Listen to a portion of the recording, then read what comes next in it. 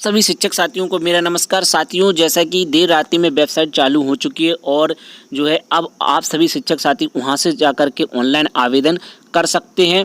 तो आपको एक बार वेबसाइट पर ले चलते हैं और वहां पर आपको दिखाते हैं कि किस प्रकार से ऑनलाइन आवेदन की प्रक्रिया करनी है। लेकिन इससे पहले आपको जो है वैकेंसियों की संख्या को डिस्प्ले कर दिया गया है और कितनी वैकेंसी जो है किस ज़िले में रिक्त हैं और वहाँ से कितने शिक्षकों का स्थानांतरण होना है। तो यहाँ पर आप देखें कि प्रधान अध्यापक एवं सहायक अध्यापक प्राथमिक विद्यालय ग्रामीण क्षेत्र में जनपद में स्थानांतर होकर आने वाले अध्यापक रिक्ति जो कि प्रधान अध्यापक, दूसरा कॉलम में जनपद से स्थानांतर होकर जाने वाले प्रधान अध्यापकों की रिक्ति। तो यहाँ पर दोनों, जैसे आगरे की बात कर लें तो 80-80, वहीं जनपद में स्थानांतर होकर आने वाले अध्यापकों की रिक्ति सहायक अध्यापक 260 और जनपद से स्थानांतर होकर जाने वाले अध्यापकों की रिक्ति सहायक अध्यापक के लिए यहाँ पर 454 है।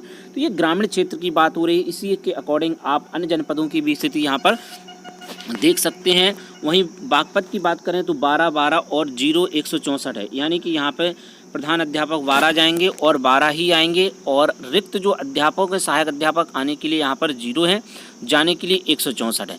तो आप समझ सकते हैं कि स्थानांतर यहाँ से नहीं हो पाएगा क्योंकि यहाँ से सहायक अध्यापकों की संख्या 0 है। तो यहाँ पर स्थानांतरण जो है, जो शिक्षक बागपत के चाहते हैं कि वो कहीं अन्य चले जाएं तो उनका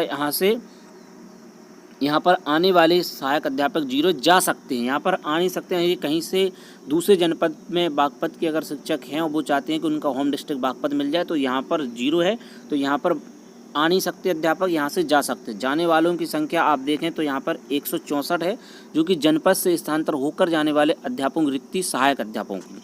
तो अब इसी के अकॉर्डिंग मेरिट लो और हाई होगी और इस पर भी एक वीडियो आपको मिल जाएगा कंप्लीट एनालिसिस के साथ। तो देखिए सभी जनपदों की यहाँ पर स्थिति स्पष्ट की गई है यहाँ, और आप आगे देखें तो यहाँ पर देखिए 69 जनपद यहाँ पर दिए गए हैं और कहीं ना कहीं कितने सारा डाटा आपको पूरा प्रदान कर दिया गया है कि यहाँ पर प्रधान अध्यापकों के जाने की स्थिति और आने की स्थिति, वहीं सहायक अध्यापकों के रिक्ति जनपद में स्थानांतर होकर आने वाले और जाने वाले दोनों चीज़ों को यहाँ पर क्लियर कर दिया गया। प्रधान अध्यापक और अध्यापक, प्रधान अध्यापक मतलब हेड टीचर, यहाँ पर इंचार्ज की बात नहीं हो रही। इंचार्ज जो है सहायक अध्यापक ही पोस्ट होती है, यानी कि असिस्टेंट टीचर की ही पोस्ट होती है। तो यहाँ पर प्रधान अध्यापक का मतलब है जो हेड टीचर हैं उनकी बात यहाँ पर हो रही है। तो सभी जनपदों का डाटा यहाँ पर जारी कर दिया गया। आप यहाँ पर देख पा रहे हैं 75 जनपदों से डाटा आ चुका है।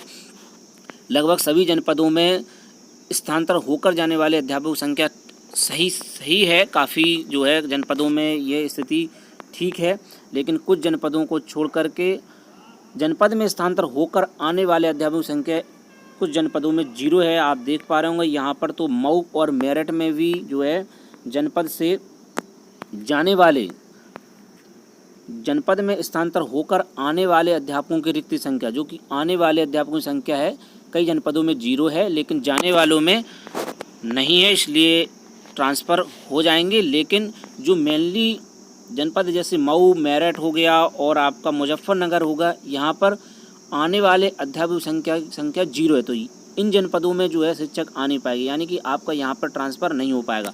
वहीं झांसी की बात कर लें तो झांसी में स्थानांतर होकर आने वाले अध्यापकों की संख्या आप देख पा रहे होंगे 43, जो कि प्रधान अध्यापक हैं। वहीं जनपद से स्थानांतर होकर जाने वालों की संख्या भी 48। ये दोनों संख्या सेम है, जितने प्रधान अध्यापक आएंगे उतने प्रधान अध्यापक जा रहे हैं, लगभग सभी जनपदों में सेम है।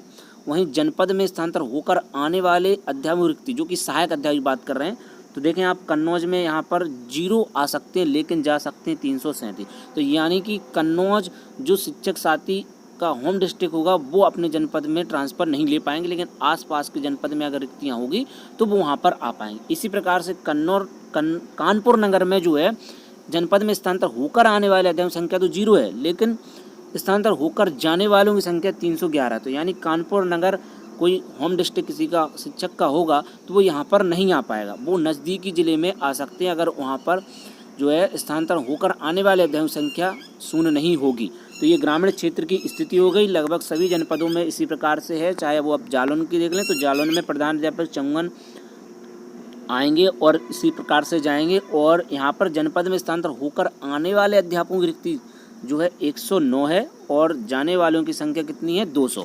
तो यहाँ पर सभी जनपदों से डाटा आ चुका है तो आप इसी के अकॉर्डिंग अब जो है अपने विकल्प भर सकते हैं, क्योंकि जहाँ पर शिक्षक को बुलाया नहीं गया है यानी कि वहाँ पर आ नहीं सकते हैं, तो फिर वहाँ की मेरिट का कोई मतलब नहीं है। वहाँ पर शिक्षक आना ही नहीं है तो वहाँ आ ही नहीं पाएंगे। वहीं जनपद से स्थानांतरण होकर जाने वाले हैं तो जा सकते हैं, तो लेकिन वो नज़दीकी जनपदों में जाएंगे तो मेरिट जो है जहाँ शिक्षकों को पहुँचना है उसके अकॉर्डिंग फी डिसाइड होगी, और साथ ही जहाँ से शिक्षक आ रहे हैं उसके अकॉर्डिंग दोनों तरीके से यहाँ पर स्थिति स्पष्ट हो पाएगी।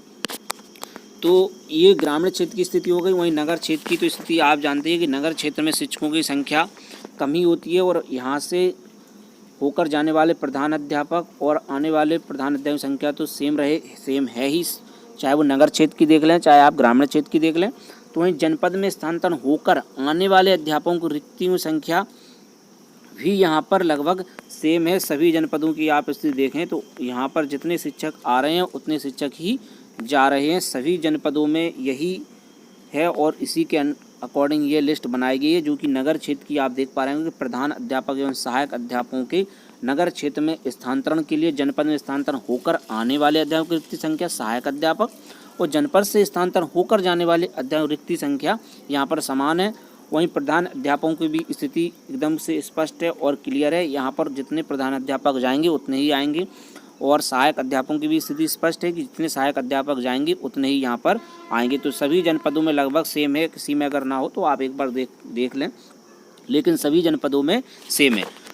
तो ये तो आपकी वैकेंसी की संख्या हो गई, यहाँ पर कितने रिक्त पद हैं। तो साथियों ये इस प्रकार से जो है डिटेल यहाँ पर दी गई थी। तो अब वेबसाइट की ओर चलते हैं, आपको वेबसाइट भी एक बार दिखाते हैं कि वेबसाइट किस प्रकार से ओपन हो रही है। तो आप यहाँ पर देखें कि वेबसाइट ओपन हो चुकी है, और यहाँ पर देखिए डिपार्टमेंट लॉगिन दिख रहा होगा आपको, और वहीं इंटर डिस्ट्रिक्ट दिख रहा है और वैकेंसी की संख्या दिख रही है। ठीक है, तो आप यहाँ पर इंटर डिस्ट्रिक्ट पर क्लिक करेंगे तो आपके सामने वेबसाइट इस प्रकार से खुल करके आ रही है। यहाँ पर आप देखें आपकी मानव समुदाय आईडी और मोबाइल नंबर, वहाँ यहाँ पर कैप्चा कोड डालने के बाद आपके मोबाइल पर OTP आ जाएगा और आप इस प्रकार से ऑनलाइन आवेदन कर सकते हैं। तो अब वेबसाइट चालू हो चुकी है, तो आप सभी शिक्षक साथी इसको जल्द से जल्द जो है ऑनलाइन फॉर्म भर दें, और जिससे कि आपको आगे वेबसाइट क्रैश होने से आपका फॉर्म ना रह जाए, तो आप जल्द से जल्द इसका फॉर्म भर दें। तो साथ ही आपको नेक्स्ट वीडियो जो है कैसे ऑनलाइन आवेदन करना है उस पर मिल जाएगा। आप जो है चैनल को सब्सक्राइब कर लें, आपको पूरा प्रोसेस बताया जाएगा कि कैसे ऑनलाइन आवेदन करना है। ठीक है साथियों, तो मिलते हैं किसी नेक्स्ट वीडियो में नई अपडेट के साथ, नई जानकारियों के साथ। जय हिंद।